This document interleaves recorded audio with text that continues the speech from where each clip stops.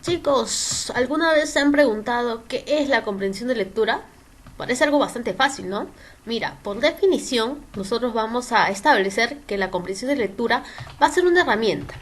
Lógicamente es una herramienta fundamental que nos va a ayudar a todos para realizar un aprendizaje significativo. De esa manera vamos a tener algunos tipos de preguntas que nos van a ayudar a realizar una comprensión de lectura adecuada, ¿no? La Universidad Nacional Mayor de San Marcos formula 5 tipos de ítems para evaluar la comprensión de lectura. ¿Cuáles son? Mira, te digo. Número 1, jerarquía textual. La jerarquía textual se relaciona con la información más importante que hay en el texto. De esta manera vas a poder encontrar una idea principal y varias ideas secundarias, ¿no? Las preguntas de jerarquía textual van a evaluar eso, ¿no? Tu capacidad para poder reconocer la idea principal y separarla de las ideas que son secundarias. Número 2, el sentido contextual. ¿Qué evalúa, chicos, muchachos, el sentido contextual? Bueno, va a evaluar, ¿no?, el significado de una palabra a partir de un contexto determinado. Va a evaluar que tú puedas identificar qué significa una palabra a partir del contexto de la lectura. Muy bien, número 3, la inferencia. ¿De qué se trata la inferencia, chicos, muchachos? En términos bastante sencillos, bastante aplicativos, bastante prácticos, la inferencia consiste en hacer visible la información oculta del texto. Muy bien, número 4, la incompatibilidad. No vayas a olvidar, por favor, la incompatibilidad para la Universidad Nacional Mayor de San Marcos es la negación o la contradicción de la información que aparece en el texto. Ahora, detente allí. Hay 2 tipos de incompatibilidad. La literal, la que aparece escrita en el texto, y la inferencial, ¿no? Claro que sí. Número 5, la extrapolación. ¿Qué es la extrapolación, chicos? Bueno, la extrapolación es una lectura metatextual. Consiste en realizar una lectura metatextual.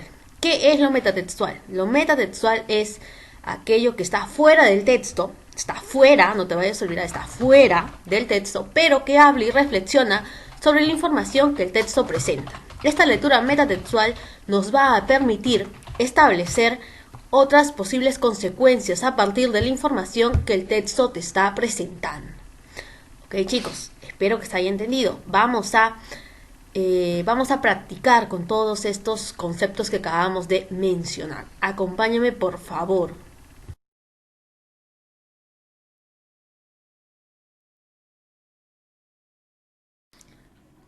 Muy bien, chicos, era necesario, antes de empezar con la jerarquía textual de forma específica, ahondar un poco en los tipos de preguntas, ¿no?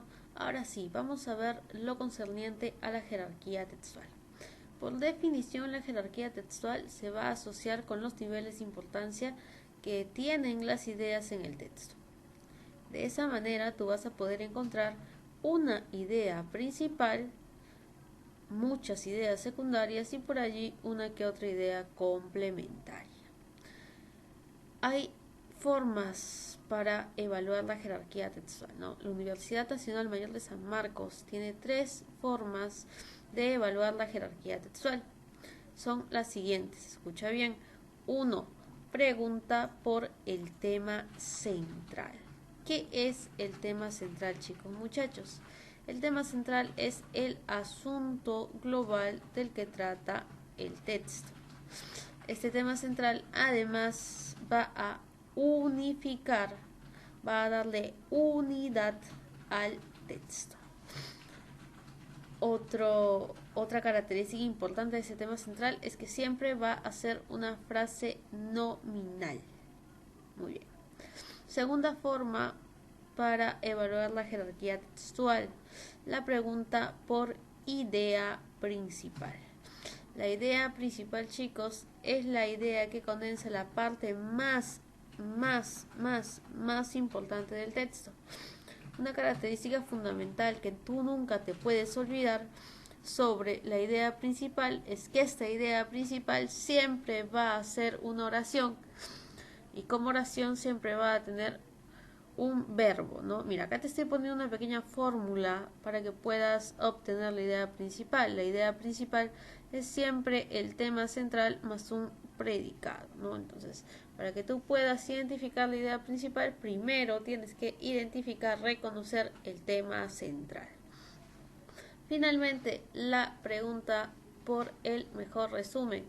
El mejor resumen es la suma, ¿no?, de la idea principal más el compendio general de algunas ideas, ¿no?, que están en el texto. Muy bien, chicos, ahora sí, hemos repasado toda la teoría.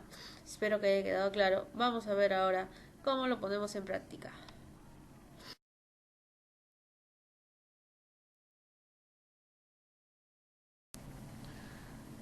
Muy bien, muchachos. La sinonimia contextual se ubica dentro de un tema que es mucho más grande, que es el sentido contextual. El sentido contextual, muchachos, es el significado que adquiere una palabra en un contexto determinado. Por ejemplo, te doy dos oraciones. Luis come comida sana y mi hermana salió sana del accidente. Te pregunto, sana en estas dos oraciones, ¿estará significando lo mismo? Claro que no. En el primer caso, sana significa saludable, ¿no? Luis come comida saludable. Y en el segundo caso se refiere a que la hermana salió ilesa del accidente, que no le pasó nada, ¿no? Entonces, chicos, ¿cómo sabemos cuál de los dos significados le corresponde a cada una de las oraciones? Fácil, a partir del contexto. Muy bien, chicos, dentro del sentido contextual vamos a encontrar dos variantes: la sinonimia contextual y la antonimia contextual. La sinonimia contextual es la relación entre dos palabras o expresiones que tienen el mismo sentido o cuyo significado es muy parecido cuando se sustituye en un contexto determinado. Por ejemplo, acá dice: la imagen proyectada por este personaje es confusa. Pocos la pueden entender. Si se te preguntase ahora cuál sería el mejor sinónimo contextual para el término resaltado, para el término confusa, ¿qué dirías? Acá, chicos, muchachos, es confusa y por ende pocos la pueden entender, ¿no? Entonces, si pocos la pueden entender, ese confusa tiene el sentido de algo difícil, ¿no? Esta imagen que proyecta este personaje es difícil, ¿no? Es intrincado. Muy bien. Ahora, menos común, menos trabajado, menos pedido en las preguntas de comprensión lectora es la antonimia contextual. Esta antonimia contextual se refiere a la oposición semántica de una palabra que se justifica en el propio tramado del texto. Vamos a trabajar con el mismo ejemplo. La imagen proyectada por este personaje es confusa. Pocos la pueden entender. Habíamos dicho que confuso era difícil e intrincado, ¿no? Ahora tenemos que establecer un antónimo para ese término. La imagen proyectada por este personaje podría ser clara. ¿Y qué pasaría si tú pones pocos la pueden entender? ¿Cómo quedaría el enunciado? A ver, la imagen proyectada por este personaje es clara, pocos la pueden entender. Se quiebra la coherencia, ¿no? Entonces, cuando cambiamos en la antonimia contextual, tenemos que modificar todo el enunciado para que tenga coherencia, ¿no? Entonces, la cambiamos de pocos a todos. Todos la pueden entender.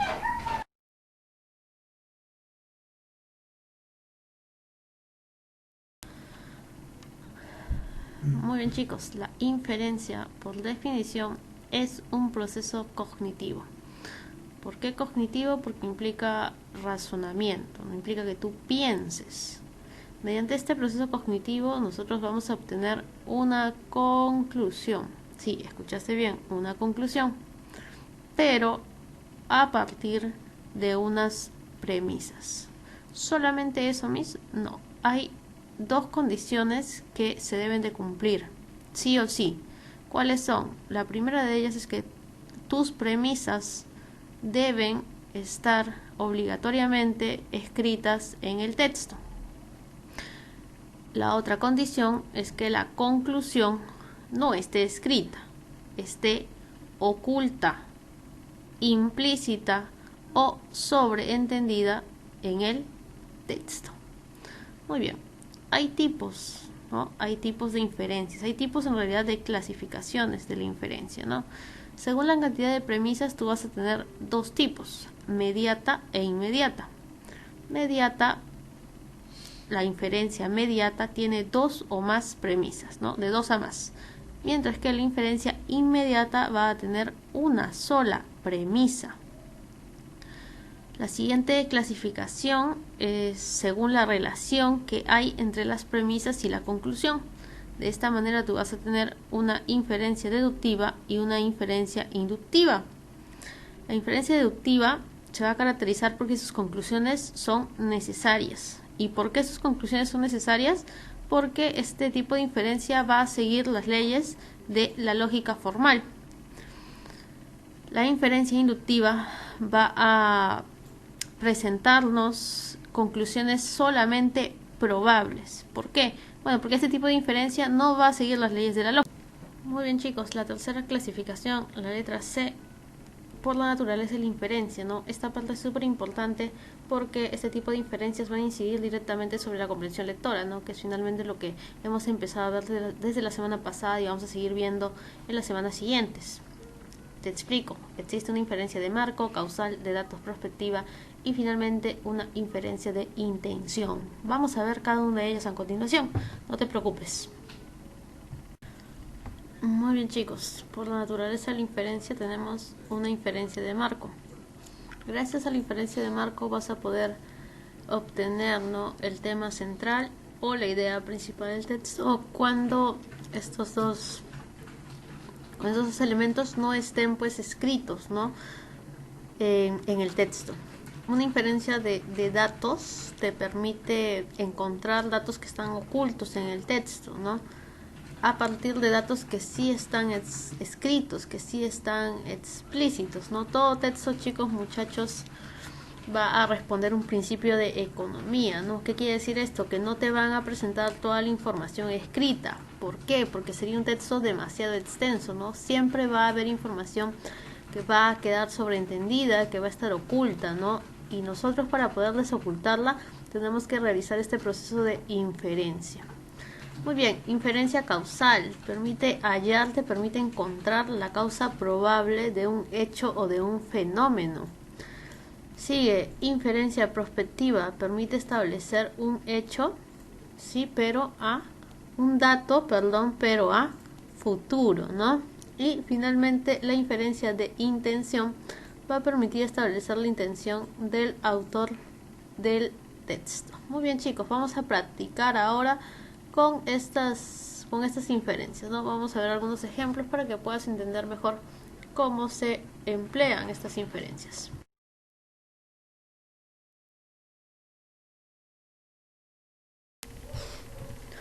Muy bien, chicos, una vez que hemos recordado cuáles eran los 5 tipos de preguntas, vamos a trabajar ahora sí con la incompatibilidad.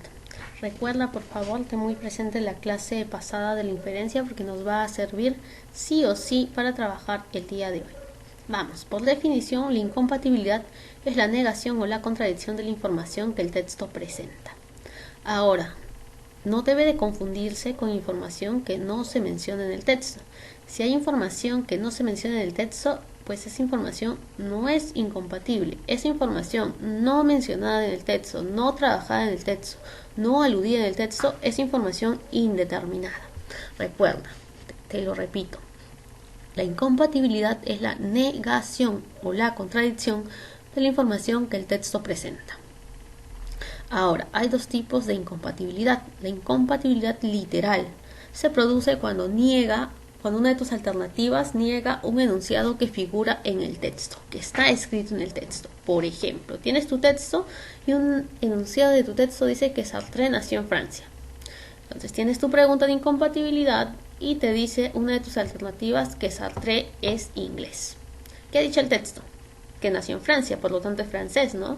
Claro que sí, entonces esa alternativa que menciona que Sartre es inglés es un enunciado incompatible, ¿no? Allí tendrías que marcar, sin temor a equivocarte, Sartre es inglés. Muy bien, ahora, la incompatibilidad inferencial. ¿Recuerdas que era una inferencia? Era un proceso cognitivo mediante el cual nosotros establecíamos una conclusión a través de una premisa, de unas premisas, ¿no? Muy bien, o en términos más sencillos, significaba desocultar información que aparecía oculta en tu texto. Muy bien, también hay un tipo de incompatibilidad llamada inferencial. En este caso se va a negar o se va a contradecir un enunciado, ¿no? Una conclusión que se infiere válidamente del texto. Por acá tienes, si el texto sostiene que Chomsky es el más ferviente defensor del innatismo lingüístico, resulta incompatible afirmar que Chomsky se adhiere a las ideas de la psicología conductista, ¿no? El innatismo se refiere a que ha nacido con él, ¿no? Claro, es innato, ¿no? Entonces no puede adherirse a las ideas de la psicología conductista.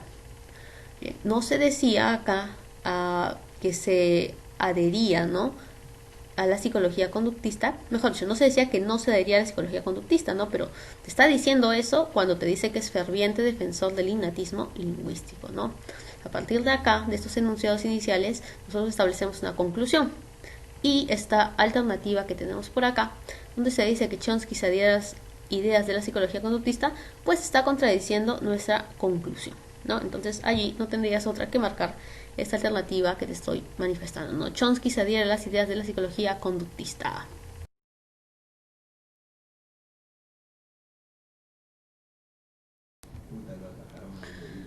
Muy bien, chicos, la extrapolación por definición va a ser un ejercicio, claro que sí, como todos los otros que hemos revisado, pero este ejercicio consiste en contrastar el contenido de un texto con información metatextual. El propósito para hacer todo esto es un propósito muy sencillo: evaluar el contenido del texto, ver si es posible que este texto que tú tienes allí pueda generar más conocimiento. A ver, de todo lo que hemos dicho, sé que te estás preguntando qué significa metatextual. A ver, fíjate, está apareciendo ahí la palabra, le he partido en dos para que puedas entenderlo, ¿no? La parte textual, sí la conoces, ¿no? Lo textual es todo lo referente al texto. Pero ahora en negrito, mira que está apareciendo meta. Claro, cuando nosotros decimos metatextual, estamos hablando de una información que va a reflexionar, ¿no?, sobre el mismo contenido del texto que acabas de leer, ¿no? Muy bien. Ahora, fíjate por acá. Nos dicen que existen dos tipos de extrapolación. Según el modelo San Marcos, tenemos dos tipos de extrapolación: la extrapolación cognitiva y la extrapolación referencial. La extrapolación cognitiva consiste en realizar un cambio radical en las ideas del texto. Cambiamos radicalmente las ideas del texto para establecer qué consecuencia probable se puede desprender a partir del cambio, ¿no? Y ahora, escucha bien, la extrapolación referencial consiste en modificar el referente del texto. Y al modificar el referente, tenemos luego que verificar cuál es el efecto que dicha modificación va a generar en la información. ¿Qué es un referente? Bueno, un referente puede ser el tiempo, el espacio, puede haber un cambio de disciplina, un cambio de época, un cambio de siglo, etcétera, etcétera. Muy bien, chicos, no podemos terminar la clase de hoy sin antes presentar el reto de Verbalito en lápiz. Ya sabes que si obtienes la respuesta, ¿no?, si conoces la respuesta, debes subirla como comentario en el foro. Si aciertas, ganas automáticamente 2 puntos adicionales para tu práctica calificada del día. El reto de Verbalito hoy ha cambiado. Ya no es una imagen, sino es un sonido que vamos a escuchar todos a continuación.